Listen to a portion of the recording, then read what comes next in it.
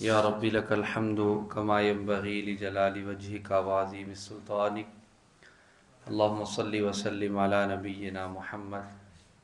क़ाल अल्लाहु अज़्ज़ा व जल या अय्युहल्लज़ीना आमनू ला तत्तख़िज़ू बितानतम मिन दूनिकुम ला यअलूनकुम ख़बाला वद्दू मा अनित्तुम क़द बदतिल बग़ज़ाउ मिन अफ़वाहिहिम वमा तुख़फ़ी सुदूरुहुम अकबर क़द बय्यन्ना लकुमुल आयाति इन कुंतुम ताक़िलून।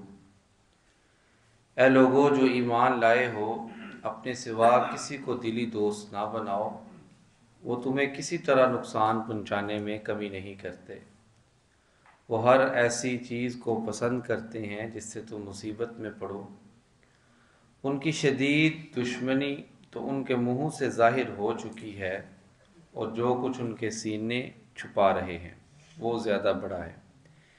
बेशक हमने तुम्हारे लिए आयात खोल कर बयान कर दी हैं अगर तुम समझते हो। इब्न अब्बास रज़ी अल्लाह अन्हु से ये मनकूल है, इस आयत करीमा का शान नज़ूल बयान करते हैं कि ये आयत करीमा उस वक़्त नाज़िल हुई जब मुसलमानों की दोस्तियाँ यहूदियों के साथ थीं, क्योंकि यहूदी मुसलमानों के हमसाए भी थे और खलीफ भी थे। तो फिर ज़ाहिरी बात है, मुसलमान और यहूदी जब घर एक साथ हों और हमसाए हों और एक दूसरे के साथ ताल्लुकात भी हों, फिर गुफ्तगू भी आपस में होती है मुख्तलिफ मौज़ूआत पर। तो इन गुफ्तगुओं की वजह से मुसलमानों के कुछ राज अफशा हो गए थे, जिसकी वजह से मुसलमानों को फिर नुकसान हुआ। तो अल्लाह ताला ने आयत करीमा नाज़िल कर दी कि या अय्युहल्लज़ीना आमनू ला तत्तखिज़ू बितानतम मिन दूनिकुम, कि ए ईमान वालो जो ईमान लाए हो, आपने अपने सिवा किसी को दिली दोस्त नहीं बनाना।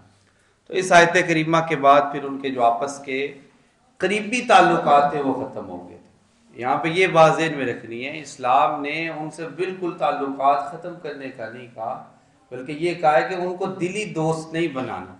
नबी सल्लल्लाहु अलैहि वसल्लम का ताल्लुक़ रहा, बल्कि आप सल्लल्लाहु अलैहि वसल्लम आपके जितने अजीज़ व अकारिब थे वो मुसलमान थे या काफिर थे, यहूदी थे या जिस तरह के भी थे, आप सल्लल्लाहु अलैहि वसल्लम सिला रहमी के मामले में उनसे भी किसी भी लिहाज से कोई कमी नहीं करते थे।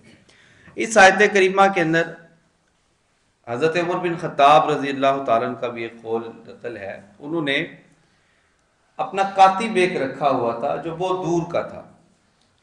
तो एक सहाबी रसूल जिनका नाम अबू मूसा अशअरी है, वो फरमाते हैं कि मैंने हज़रत उमर रज़ी अल्लाह ताला अन्हु से कहा कि मेरे पास एक अंसारी कातब मौजूद है, एक ईसाई कातब मौजूद है जो है भी हमारे पास का और लिख भी अच्छा लेता है, तो आप उसको अपने पास रख लें। तो हज़रत उमर रज़ी अल्लाह ताला ने दो आयात पढ़ के सुनाई। पहली ये या अय्युहल्लज़ीना आमनू ला तत्तखिज़ू बितानतम मिन दूनिकुम, फिर फरमाया या अय्युहल्लज़ीना आमनू ला तत्तखिज़ुल यहूदा वन नसारा, कि ईमान वालों आपने यहूद व नसारा को अपना दोस्त नहीं बनाना। और फिर ऐसा दोस्त के जो बहुत करीब हो, और फिर कातिब यानी कि हुकूमती मामलात के अंदर इनको करीब कर लेना, ये हमारे लिए और ज़्यादा नुकसान होगा। तो हज़रत उमर रज़ी अल्लाह ताला ने अल्लाह ताला के हुक्म के ऐन मुताबिक हज़रत अबू मूसा अशअरी रज़ी अल्लाह ताला के मसले को पीछे रखा और अल्लाह ताला के इस हुक्म को आगे रखा। तो नबी करीम सल्लल्लाहु अलैहि वसल्लम की भी यही तालीमात है कि मोमिन एक दफ़ा जिस सुराग से धंसा जाता है फिर उसके करीब नहीं जाता दूसरी दफ़ा, एक दफ़ा जहाँ से तकलीफ पहुँचे फिर दोबारा उसके पास नहीं जाता है। तो ये हमें मुख्तलिफ पहलू से इस चीज़ का दर्स देती है कि हमने जिसको भी अपना राजदां बनाना है वो हमेशा मुखलिस साथी को बनाए। आज हमारे माशरे के अंदर मुनाफिकत आम है, मैं आपके साथ कोई बात कर देता हूँ, आप मेरे साथ कोई बात कर देते हैं, वक्त आने पे मैं आपकी बात को किसी और के साथ बयान कर दूंगा, आप मेरी बात को किसी और के साथ बयान कर देंगे, तो वो जो हमारे आपस के ताल्लुकात होते हैं वो खराब हो जाते हैं। तो अल्लाह ताला का ये हुक्म जहाँ पे ये है कि आपने यहूद व नसारा को अपना खलीफ नहीं बनाना, अपना दोस्त नहीं बनाना और अपना करीबी दोस्त और दिली दोस्त नहीं बनाना, वहाँ पे हमें ये भी दरस है कि मुसलमानों ने भी आपस में ऐसे दोस्त रखने हैं जो मुखलिस होने चाहिए, जो हमारे साथ जो है बिल्कुल साथ साथ चलने वाले हों, ना कि हमें साथ लेके रास्ते में छोड़ने वाले हों। जैसे अब्दुल्ला बिन उबई ने किया था, वो पहली सफ का नमाजी था, तकबीर उल्ला के साथ वो नमाज को अदा करता था, لیکن جب لڑنے کی باری آئی تھی تو وہ سب سے پہلے بھاگنے والا بن گیا تھا۔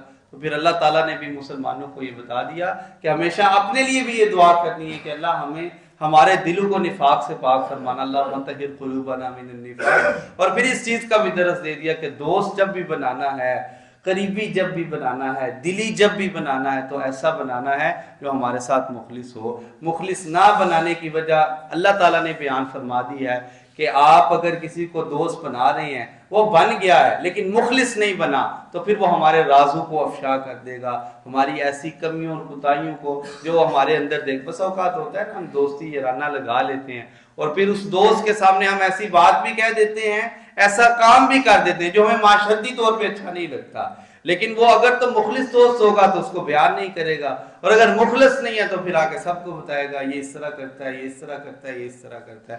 تو یہی درس ہے ہمیں کہ ہم نے جب بھی ساتھی چننے ہیں اپنے لیے، وہ معاشرتی طور پر ہوں، وہ کاروباری طور پر ہوں، وہ معاملات چلانے کے لیے ہوں، وہ آگے خاندان کو چلانے کے لیے ہوں، تو اللہ تعالیٰ کا یہی درس ہے ہمیں کہ ہم نے مخلص جو ہے وہ تلاش کرنے ہیں۔ اور یہاں پہ ایک بات یہ ہے کہ جب ہم خود مخلص بنیں گے تو ہمیں مخلص ملیں گے۔ مثال کے طور پہ میں مخلص بنوں ہی نہ اور میں مخلص کا درس دوں اور میں یہ کہوں کہ آپ مخلص بنیں، آپ نے اس طرح کرنا ہے، آپ نے اس طرح کرنا ہے، اس کا کوئی فائدہ نہیں ہوگا۔ جب ہمارے اندر اخلاص آ جائے گا، دیکھیں دین کا نچوڑ، دین کا لب لباب اخلاص کے اندر ہے۔